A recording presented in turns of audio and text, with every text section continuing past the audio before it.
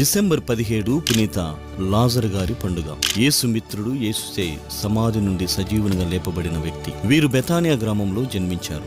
మార్తమ్మ మరియమ్మల సోదరుడు మరియు యేసుకు మిత్రుడు. వీరు మరణించి సమాధిలో ఉంచినప్పుడు 4వ రోజు ప్రభు యేసు వీరి మరణానికి చలించి కన్నీరు పెట్టుకున్నారు. వీరి పునర్జీవితాన క్రీస్తు తన దైవత్వాన్ని, శక్తిని ప్రదర్శించారు. బెతానియా గ్రామంలో యేసుకి ఇవ్వబడిన విందులో కూడా పాల్గొన్నారు. యేసు పునరుత్థానం తర్వాత వాక్య పరిచర్య చేయాలని నిర్ణయించుకుని ఫ్రాన్స్ దేశంలో చేరుకున్నారు. అక్కడ మరేలియను పీఠంకు పీఠాధిపతిగా క్రీస్తు మందను నడిపించారు. చివరకు రోమన్ చక్రవర్తి వేదహింసలో ప్రాణం బలిదానంగా అర్పించారు.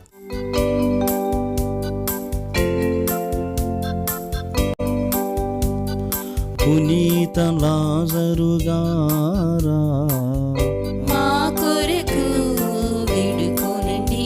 డిసెంబర్ 17 పునీత లాజరు గారి పండుగ.